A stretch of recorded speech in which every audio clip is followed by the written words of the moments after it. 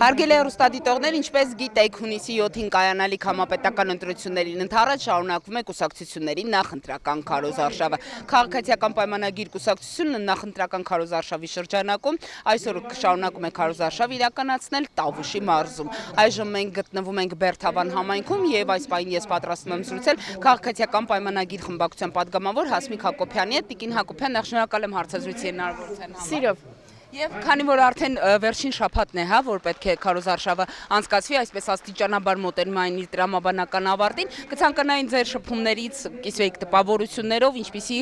գնահատական, ինչպիսի կարծիք ունեք դուք քարոզարշավի վերաբերյալ։ Կարծիքս չի փոխվել եւ տպավորություններս չեն փոխվել։ Մարդիկ համատարած տեր են խաղաղությանը եւ մի բան էլ մեզ հորդորում են իրենց տեր լինել եւ այս ճանապարհից կիսատ չթողնել մեր ճանապարհը, բայց այսօր մենք արդեն երրորդ համայնքում ենք Տավուշի մարզի եւ ավելի շատ զայրացած քաղաքացիներ են մոտենում երեկվա հարցազրույցի երևի տպավորություններով եւ ասում են ինչու պետք է օրինակ Ռոբերտ Քոչյանը ունենա իրավունք խոսելու եւ նման բաներ դուրս տա։ Սա ուղիղ ցիտում եմ քաղաքացիներից, իսկ ընդհանուր դուք տեսնում եք որքան մարդաշատ, որքան ջերմ, որ քարոզարշավ է ընթանում եւ տխրությամբ պետք է ասեմ, որ վերջին շաբաթն է մեկնարկում քարոզարշավի եւ այս ինտենսիվությամբ ել չենք կարող հասնել օրինակ այս հեռավոր համայնքները, բայց նաեւ ուզում եմ ուրախությամբ արձանագրել, որ ամեն համայնքում կարող է օպերատորը հետո էլ ցույց տա ինչպիսի ենթակառուցվածքներ կան, ջրահեռացման համակարգ, մայթեր, ճանապարհներ, նոր սարքված դպրոցներ, մանկապարտեզներ, մշակույթի տներ, ամենահեռավոր համայնքները զարգանում են ինտենսիվորեն եւ անգամ sense մեկ-մեկ նախանձով ես նայում, օրինակ Երևանում մասիվում նման մայթեր չկան հայտնի պատճառներով, բայց օրինակ այս հեռավոր համայնքներում այդ ամեն ինչը ապահովված է մեր քաղաքացիների համար։ Իսկ ինչ ակնկալիքներ ունեք մեր քաղաքացիներից,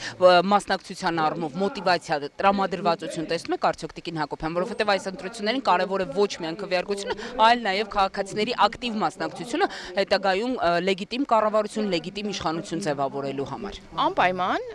իրենք են մեզ ասում, որ մենք անպայման պետք է գնանք մասնակցենք ընտրություններին, հաշվի առնելով նաև այն հանգամանքը, որ մի 18 արդեն ուժ է մասնակցում ընտրություններին եւ պարզ է, որ մեծ մասը նրանցից մասնակցում են այն հույսով, որ մի քանի տոկոս ձայն հավաքեն եւ միավորվեն եւ հետագայում ունենան միասնական ընդդիմադիր թեկնածու, բոլորին հայտնի է ով է թեկնածուն, բոլորին հայտնի է որ Քոչարյանն է թեկնածուն եւ բոլորը ասում են, որ շատ կարեւոր է, որ հույսներս չդնենք նրա վրա, որ քաղաքացիական պայմանագիրն ունի լայն աջակցություն, բոլորս պետք է գնանք տեր կանգնենք մեր քվեին եւ տեր կանգնենք խաղաղությանը։ Իսկ քաղաքացիական պայմանագիրը հնարավոր գործակցություն որևէ ուժի հետ պատկերացնում է, դուք նշեցիք օրինակ ընդդիմադիրների մասով, որ կմիավորվեն իրենց ձայները, իրենց քվեները, կտան Ռոբերտ Քոչարյանին, տեսեք, ընդդիմադիր քաղաքական ուժերի ներկայացուցիչների, առաջնորդների հետ երբ խոսում ես, նրանք բոլորը բացառում են քաղաքացիական պայմանագրի հետ գործակցությունը, բայց ձեր պարագայում օրինակ, եթե հնարավոր չլինի հավաքել 50+1, այսպես բացարձակ մեծամասնություն կազմելու համար, օրինակ որ առաջադրված որ ուժերի հետ է գործակցություն պատկերացնում դուք։ Մենք ունենք պլան A, դա սահմանադրական մեծամասնություն է եւ մենք գնում ենք դրա հետևից։ Մեզ համար չկա սցենար, երբ որ մենք խնդիր ունենանք պարզ մեծամասնություն ունենալու, որովհետեւ դա վաղուց հաղթահարված իրավիճակ է։ Այսինքն մենք անգամ չենք դիտարկում նման բան, էլի։ Եվ դուք ասացիք, որ ուժերը գնում են կոնսենսուս -1 տրամաբանությամբ, այսինքն միավորվեն եւ մի ընդդիմադիրի դարձնեն թեկնածու, այնպես որ տենց պլան չի կարող էլի լինել ում հետ միավոր։ Իսկ հետընտրական սրացումներ արդյոք կանխատեսում եք, որովհետև հիշում ենք նաև օրերս հրապարակված այն հայտնի ձայնագրությունը, որտեղ խոսվում էր նաև ընտրություններում ընդդիմադիր ուժերի հաղթանակը չարձանագրելու դեպքում, խոսում էին, ցիտում եմ բառացի, պերևառոտ, այսինքն հեղաշրջում կազմակերպելու մասին Հայաստանում։ Վաղուցվանից քաղաքացիները մեզ փոխանցում են, որ օրինակ Ռուսաստանից բերվող քաղաքացիները, որոնց այդ կալուգացին բերում է իր համար քվեարկելու համար, նրանց ասում են, որ մի քանի օր ավել պետք է մնաք Երևանում, որ հետընտրական միտինգներին մասնակցեք։ Այսինքն մենք դրա մասին վաղուցվանից գիտենք, որ իրենք հետընտրական բան են պլանավորում հիմիկվանից էլ, եւ սակայն մենք այդ միտինգները շատ ենք էլի տեսել ենք, թե ինչպես է օրինակ շուրջ 1 ամիս պարալիզացված մնում Երևանի կենտրոնը մի քանի վրանով եւ սակայն մարդիկ չեն աջակցել այդ հավաքներին եւ ստիպված սուսուփուս իրենք մի օր որոշել են եւ հավաքել են իրենց վրանները։ Հիմա նմանատիպ մի բան է լինելու, որովհետեւ քաղաքացիները գիտեն, որ ընտրությունները լեգիտիմ են լինելու, որ որևէ քվե չի հանուն մեզ, հա, մենք չենք կեղծելու եւ որևէ քվե մեզ ավել չենք վերագրելու, բոլորը դրա մասին գիտեն հիմիկվանից եւ բնականաբար վիճարկելու խնդիր չեն ունենալու, որովհետեւ տեսնելու են, որ արձանագրվել է այն, ինչպես իրենք քվեարկել են, հա։ Այնպես որ գիտեմ, որ լինելու է նման բան եւ մեր քաղաքացիներն էլ թող պատրաստ լինեն, որովհետեւ հիմիկվանից իրենք պլանավորում են, իսկ քանի որ մենք ժողովրդավար երկիր ենք, կանխատեսում եմ, որ մի քանի օր տենց մի քանի փողոց կպարալիզացնեն եւ շուտով կցրվեն իրենց տեղակայման վայրեր, հիմնականում Կալուգա եւ Ռուսաստանի տարբեր մարզեր։ Չնայած դրան Տիկին Հակոբյան, տեսեք, օրինակ մամուլում արդեն տեղեկություններ են տարածվել այն մասին, որ Ռուսաստանի Դաշնությունը ցանկանում է $50 միլիոն 100,000 հայերի ուղարկել Հայաստան վարչապետ Փաշինյանի դեմ քվեարկելու համար։ Հեղինակավոր Reuters միջազգային լրատվական գործակալության տեղեկություններն են եւ նաեւ սրա մասով էլ, հա, 3 բավականին հրապարակումներ եղան սոցիալական հարթակներում։ Այսինքն նաեւ արտաքին այդ միջամտությունը Հայաստանի ներքին գործեր, ճիշտ է, թեպետ համապետական ընտրություններ են կարևորագույն նշանակություն ունեն, բայց սա Հայաստանի Հանրապետության քաղաքացիների որոշելու հարցն է։ Դե տեսեք, դուք եք ասում, որ հեղինակավոր պարբերականը նման ինֆորմացիայով է կիսվել եւ կարեւոր է, որ այդ ինֆորմացիայով կիսվել են մինչեւ այդ իրադարձությունները ոչ թե հետ հայաց գցելով, հա, եւ իրադարձությունները տեղի ունենալուց հետո։ Այսինքն մեր այդ նույն ինֆորմացիային տիրապետում են մեր համակարգը եւ որևէ ապօրինի միջամտություն իր արձագանքը կստանա։ Ռոբերտ Քոչարյանը օրերս իր քարոզարշավներից մեկի ժամանակ հայտարարում էր, թե Հայաստանը պետք է այսպես հնարավորինս փորձի չլարել հարաբերությունները Ռուսաստանի հետ, բառացի մեջբերում եմ, ասում էր դա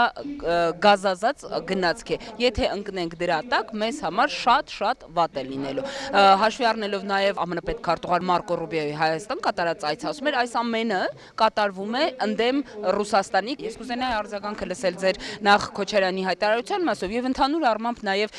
այո, իրավամբ մենք տեսնում ենք, որ վերջին ժամանակներս Ռուսաստանի տրամադրվածությունը նաև հռետորաբարությունը Հայաստանի նկատմամբ բավականին կոշտացել է, ընդհանուր նաև գործողությունների մակարդակով նկատի ունեմ մեր ապրանքատեսակների որոշ խմբականակի մուտքը արգելքը Ռուսաստան։ Տեսեք, Հայաստանի վարած արտաքին քաղաքականությունը դա ընդդեմ որևէ երկրի չէ, դա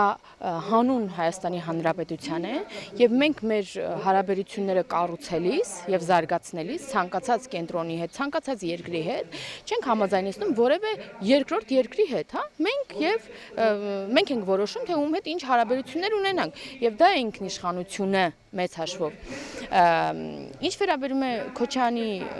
այն մեկնաբանությանը, որ գազազած է Ռուսաստանը պետք է զգույշ լինել Ռուսաստանի Դաշնության հետ, սա լավ կարծիք չէ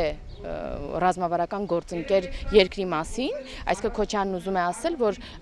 Ռուսաստանի Դաշնությունը կարող է հարձակվել, սպառնալիք համարվել, հա, մենք այդպես չենք մտածում Ռուսաստանի Դաշնության մասին, անկեղծ ասած, մենք համարում ենք, որ Ռուսաստանի Դաշնությունը մեր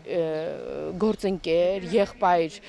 պետությունն է, եւ մենք ունենք շատ խորը հարաբերություններ, շատ զարգացած եւ զարգացող տրանսֆորմացիոն փուլում գտնվող հարաբերություններ, եւ բնավ չենք կարծում, որ Ռուսաստանի Դաշնությունը կարող է թշնամաբար վերաբերվել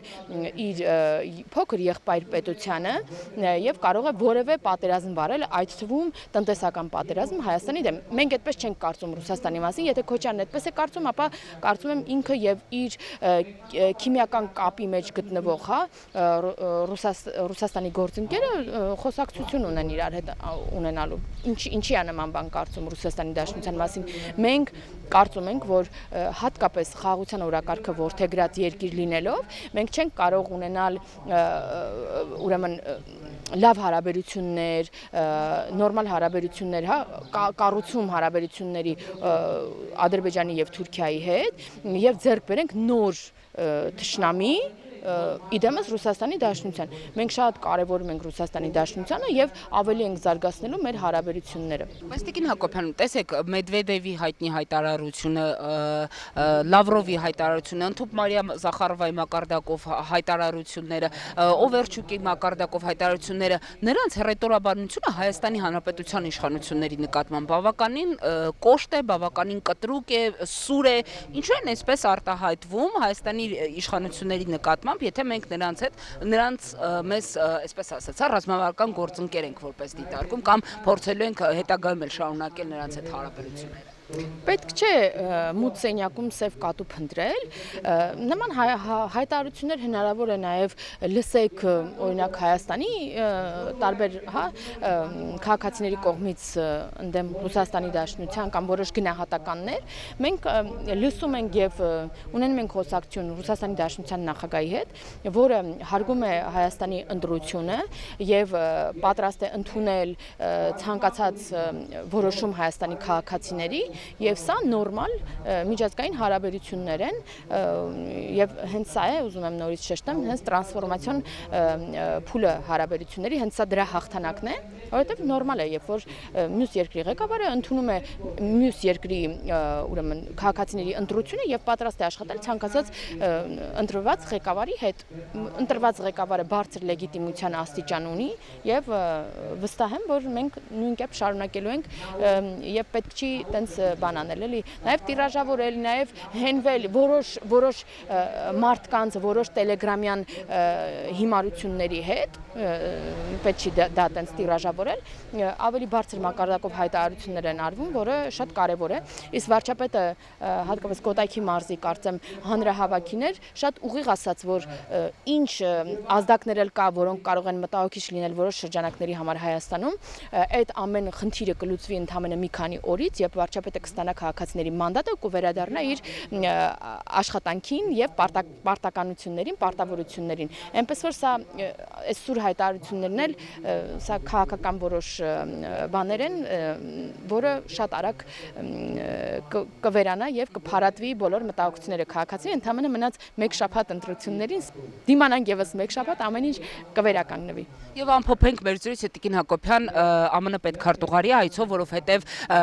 արտգործնախարար Արարատ Միրզոյանի եւ Մարկո Ռուբիոյի միջև ստորագրվեց նաեւ Թրիփի շրջանակային համաձայնագիրը, նաեւ Հայաստան Միացյալ Նահանգներ ռազմավարական գործակցության փաստաթուղթը։ Ռուսամետ որոշ շրջանակներ Թրիփի մասով մասնավորապես հայտարարում էին, թե այն չեղարկվել է, հիմա Միացյալ Նահանգների վարչակազմի առաջնահերթությունների մեջ չէ Թրիփը եւ այլն եւ այլն։ Ուզում եմ հասկանալ քաղաքացիական պայմանագրի, այսպես նաեւ պայմանական հաղթանակի դեպքում ինչ է սպասվում Թրիփի մասով նաեւ առաջիկայում, ինչ աշխատանքներ են իրականացվելու հաշվի առնելով նաեւ որ սա կարևորագույն փաստաթուղթ է օգոստոսի 8-ին ձեռք բերված